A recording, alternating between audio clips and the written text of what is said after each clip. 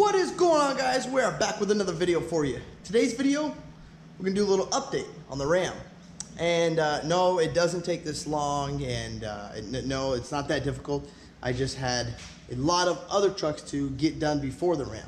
So the Ram was just next up in line. But here's a quick little update for you guys. The shop that told the guy, and a lot of you guys noticed in the video, I didn't say anything, but yes, the shop that told them, yeah, they removed the EGR. They never did, obviously, because I showed them where the EGR was. And then they said they put a blocking plate. Well, they never did that either, because when you put the blocking plates on, you don't need the EGR. And I'll show you the status of this thing right now. This is the stuff that I've taken off so far. And if you guys remember that noise that was coming from right here, it was the EGR gasket. And after taking this stuff apart, there was a bolt missing here. This bolt was hand tight. And look how much cleaner this motor is gonna look once I'm done. I am waiting for some of the parts. Still got to order the blocking plate. So pretty much when you guys do remove that, it's here's I don't know if you guys can, let me see if you can see that in here. So right here is where it was leaking. This bolt was hand tight right there, and that bolt wasn't even on, so I had to get another bolt. But pretty much what I'm going to do, and I convinced the customer to do it, because there's no point of this truck having that stuff. When you have issues like this, especially you know, the shop that worked on it, this thing was missing gaskets also, and I'll show you the gasket that I pulled out. So these are the gaskets that I pulled out of here. You can see they're just in pieces. So pretty much we're waiting for the parts on this right now. I'm going to just block this, and I'm going to also, if you guys are, if you guys do, this is off for an example, 2012 Dodge Ram 3500 Cummins. It's not that hard to do a EGR delete on. It's pretty simple. But when you guys do pretty much get to this step, have everything taken off, all you really do is you're going to block that hole there. You're going to block this. This is going to come off. Also, you're going to, this usually, what they do here is you just pull this out, and you're going to put a plug in it. So sort of like this. That's what's going to happen there. You're going to plug that. You're going to plug this. And a lot of times in their EGR delete kit, people remove these. You can. I don't like to remove these because it makes it a lot easier when you are putting all this stuff back together. So for an example, this can't just, you know, sit here and dangle. The plug that's going to come on this is going to go over this, but it's going to pretty much screw in to right here to hold this. A little word of wisdom here. I don't always, I tell the customers, just keep it on, because this helps you put all this stuff back together, basically, to hold this back on. So there will be a blocking plate for that right there. So this is what it physically and actually looks like when the EGR is off. That other shop that told this guy, they just knew that the guy wouldn't understand, probably, so they just told him whatever, I guess, to make something up. The exhaust is also put on. Also, guys, yes, you will have a little coolant leak down, but the exhaust has been put on. Here you go. Comes up down here. Customer ordered a tip. We have not got the tip in yet.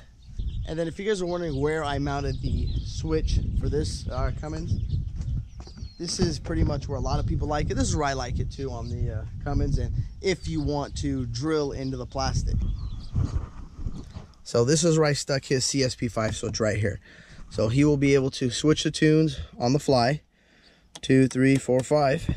And this does not have the Easy Link. He went with the PPEI, the EFI Live Auto Cal.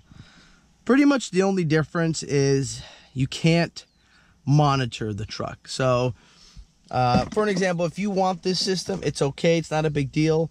If you go with the, I would recommend though getting the Edge system to put up here, so you can monitor your EGTs, your turbo, your boost, you know, all of the accessories. I recommend anytime you guys do any tuning to a truck or any, you know, like deletes, tuners, any performance stuff, you should be monitoring, you know, boost, your EGTs, temperatures. It's really important to keep that in mind and constantly monitor that to be, you know, safe so you don't end up damaging anything. Also, me and D-Max Rhino have been looking for a Bobcat, an excavator, specifically the E32. The one that Ryan brought to my house, you know, I loved it, had a great time. It's his favorite, you know, it's my favorite. And we finally got one. Let me show you guys. Ryan, you're gonna like this. This isn't, I don't think it's the E32. Never heard of this brand before. Actually, I have heard of it, but let me show it to you. What do you think, Ryan? Here we go. Bam. So it looks like it is the Fisher-Price version, but it seems like it does pretty much everything. I noticed, you know, Ryan, I couldn't get the ones with the tracks.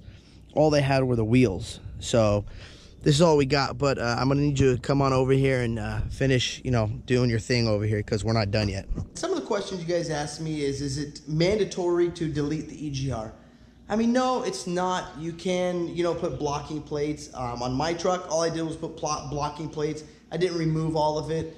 And again, you know, I know people that have done a delete on their Duramax and didn't remove the EGR, nor did they put blocking plates.